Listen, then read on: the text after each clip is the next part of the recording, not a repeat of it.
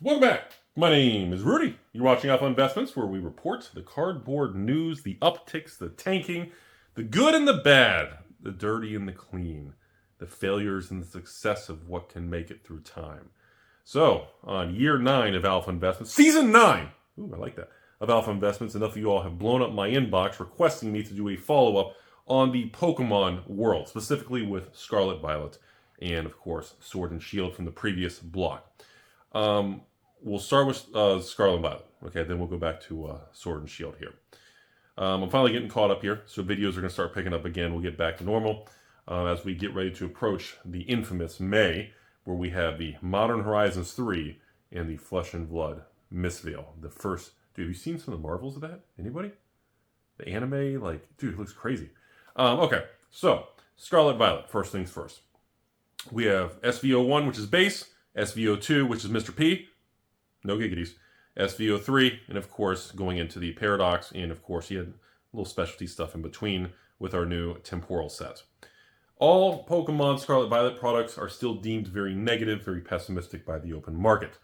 The supply of additional Scarlet Violet of pretty much SVO 1, 2, 3, or 4, all the way up to, I guess you can say, what, Paradox? Maybe Paradox, Obsidian, Mr. P, and Base. The first 4 sets are essentially, there's no more being printed, there's no more coming to market, but there is plenty of products sloshing around. Therefore, don't get all excited and think, Rudy's about to pump your bag, and it's about I don't think we have any upticks anytime soon, but I feel that these products have already bottomed out. And anyone who handles just any form of risk management is going to tell you that it's not really about when the product moves up. It's when do we think we have passed the phase of the most amount of downside risk. And I believe we've already bottomed on the first 4 Scarlet Violet era products, okay? Temporal Forces, because it had a smaller print on this SVO5, was it? I don't know if there's going to be a small second wave in the future. If it skyrockets and pulls some sort of, Brilliant Stars Evolving, I can definitely see them doing a small second wave since the print run was smaller. They had less revenue generated from the SVO5, which is temporal. So, where does that leave us? Once I get the green light that I believe the lows have already been in place on a new kind of a set or a box or a block, it becomes very, very attractive. Now, you all know that my business model is like every Pokemon set comes out, I try to get a couple pallets of booster boxes. I offer them to you all and patrons, and of course, I try to keep the other half, and then we just move on to the next thing. That's pretty much on season 9 here of Alpha Investments. That's pretty much been the business model from the beginning, and I don't really see it changing anytime soon. Now, that puts us with base set in the 90s. We have Mr. P, giggity, and we have Obsidian sitting in a solid over 100. Over 100. A lot of people did not think they were going to be able to hold that. And again, this is before taxes and shipping. We're just kind of using some raw, simple numbers, everybody. And Paradox, I believe, bounces around like mid-90s. And of course, Temporal is also holding above $100 a box.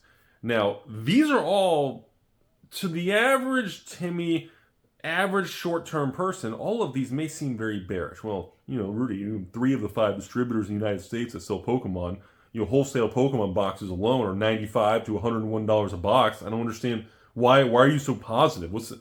Because it's not about the upside. It's about downside. The difference between people who start out in collecting or investing anything is they always want to know, how much can I make? How do I 10x my money? And sometimes it just happens. Sometimes you get a product, it goes crazy. Congratulations, you got kind of a little quick tendies and something just worked out. But most products don't behave that way. Well, unless you're in 2021. And that's okay. Again, hard mode's on. We're back to normal. Everything's honestly been great in 2024. This has been, in my personal opinion, 2024 in the CCG cardboard world has been the best year since 2021.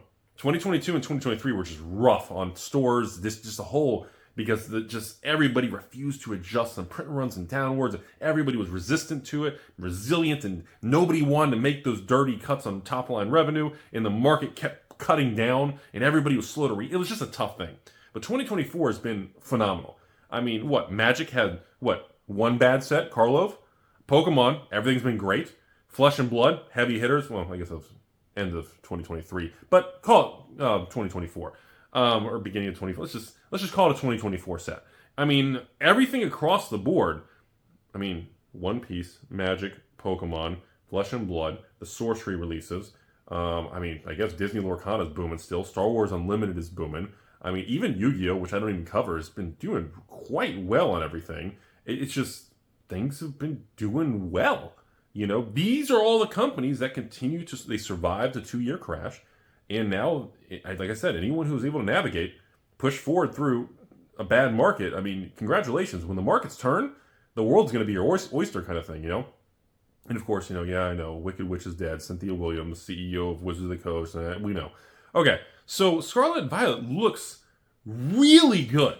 And this is Rudy pumping the Rudy left nutsack bag. I mean, once we are all confident the lows have been met, and again, 3 months ago, 4 months ago, and I guess beginning of the year, everybody was just, oh, Rudy, I'm telling you, man, I'm not moving into Scarlet Violet till I see boosters in the 60s, the 70s, shit. And I'm like, okay.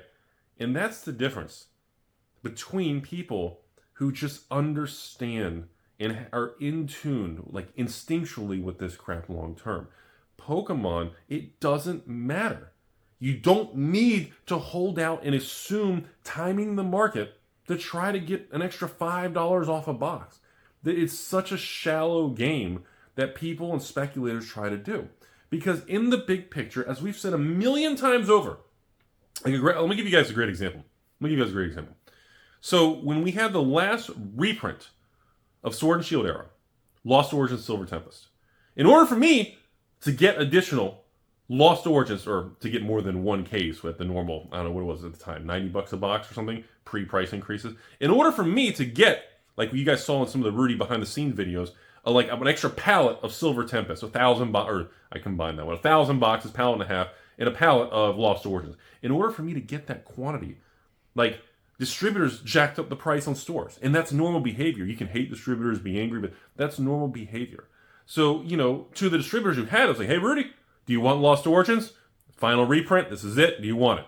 And I look on TCG Player, and Lost Origins goes from 150 all the way back down to like 109. And the distributor's like, well, it's not $90 a box anymore. If you want it, depending how many you want, it's going to be $100, $110 a box. I'm like, God, 20, 30% surcharge even at the wholesale level? But I knew it didn't matter. And they knew that I knew that we both know how good, what are we talking about? We both knew the potential here. And I knew that even if at that exact moment, when eBay, TCG Player, because every store in the United States got an additional case of Lost Origins, 2 extra cases Silver Tempest, and they're all going to flip immediately, try to get that quick, you know, I don't know, $100 profit, I guess, 10, 20 bucks a box, whatever it was, because 90 wholesale, and then, yeah, I guess, okay, 10 bucks a box after shipping and fees. So you make a quick 60 bucks, whatever, quick. I knew with that instant jolt to the system, sure enough, Lost Origins went from the 150s down to like 109. And most people who were solicited, the larger stores at least, you know, do you want 500 boxes? Do you want a pallet? But the price is going to have a 20, 30%. I knew that most people either A, won't have the capital, or B, are going to say, if it's 109 on TCG Player, why would I pay 109? Why would I pay 105? Why would I pay 100? After shipping and fees, there's no opportunity. And that was the moment that I still went with it. I was able to get the price like a $5 off, like 110. I got it down to like 104. And I went ahead and took the 600 boxes of Lost Origins for Sword and Shield. And I knew that the 109 price point, based on the spreadsheets and scraping the market data, I knew that that price was going to be mega short-lived. And my rationale behind that moment was the depth of the market was more shallow than my high school girlfriend. I mean, it was just so shallow. Like, I went on TCG Player, and you had like 5 stores at 109 a box, but each one had like 1 box. And then it jumped right back to like 120s, then 130s. Like, the depth of the iceberg was smaller than it was very shallow. Okay? And I knew that based on that, we're going to have a rapid repricing into 2024. So when I made that decision, I knew in the moment it had risk, but I knew in the moment the downside risk justified the upwards return of the reward long term. Because again, I knew, okay, in 3 years from now, I could, let's say the boxes are Oh, 3 years from now, Jesus. So the boxes are $300 a box. Okay? I knew years from now, at that time, I could run a patron sale and take $50 off a box. So in other words, I guess it would be like buy 4 boxes, get 1 free or something. I could take, if the market price went to $250, $300, the opportunity is still there. Do you see what I'm saying? The opportunity long term for tying up the capital was there. Not because I thought it was a $1,000 box, which I don't think it's a $1,000 box. I think it's a $900 box. But because I felt the downside risk was so minimal to zero. I mean, you can never say zero, but it was so close to that absolute zero. I had to deploy the capital to buy something that I couldn't sell in the moment. I can't sell, like right now, if I put a sale for, I don't know, Lost Door, or even like, here's a great example. If I run a patron sale, or put them on eBay, or even TCG Player Direct, and I sold Evolving Skies boxes for $9.99 a box, they'd barely sell. Maybe some patrons would probably, if they get a sealed case kind of thing, because sealed cases of Evolving Skies is like impossible to find. But like, it would barely sell. Now, in 3 years from now, if an Evolving Skies box is $2,000 a box, and I ran the same sale for $9.99, it would blow out in 2 minutes. What changes? The attitude of the public, the market's perspective, and how everyone feels about time under the belt. And the more time that goes under the belt, the more people become more positive towards some of these product lines. The reason I'm sharing this story is I thought the Lost Origin Silver Tempest story was a great example for us now to jump back to 2024 Scarlet Violet. This is another moment. Well, distribution is not really sitting on thousands of boxes to unload for everybody, so we have kind of a limited potential of what can even come back to market. But we've already bottomed, okay? From this point forward to the end of time, I can't legally say the G word guarantee. I legally can't guarantee anything. But I can tell you all, the probability of any Scarlet Violet box from SVO1 to SVO5 going below $70, $60, $50, $80 a box shipped is so improbable that my degree of confidence is extraordinarily high. It's almost towards 100%. It's way in the 90s. And those are the situations that make people like me a lot of wealth and opportunity long term. The key is, again, I'm not going to speculate. You notice in this entire video, I haven't told you, Scarlet Violet base Rudy is going to be $300 a box. Everybody watching, SVO2, Mr. P. Mr. P's going to the moon because he's a giant P. I'm sorry, giggity. I'm not speculating on the price point moving forward. I'm speculating on we've already crossed the bridge of doom. We've already crossed the bridge of the things that haunt us, the bridge of the regrets. And that's, I'm not worried about, appreciation. I'm not worried about missing out on it. I'm worried on taking substantial loss. How do I minimize the mistakes of losses? We can't get our losses to zero. There's always going to be things we get wrong. It could be a box of cards. It could be a card game that fails. It could be, a stock on Wall Street. It could be a bond. It could be a rental property. There's going to be things you're going to get wrong. And that's okay. There's nothing wrong with that. And that just means we're all human. The key is, once again, to keep the mistakes to a minimum so that we can move forward. That's the goal to everything. So, the final comment before we jump back to like Chilling Reign and some other sets, the craziness with Fusion Strike at $250 now? Holy smokes. I do believe sets like Mr. P, Obsidian, these things have tremendous opportunity, okay? And before we end the video, I want you all to be aware that even going back, we have Fusion Strike at $250, Chilling Reign approaching $250. The opportunity has never been greater for people who have patience and people like Rudy who can outweight you all. I don't have to be right. I just have to be more patient than you all.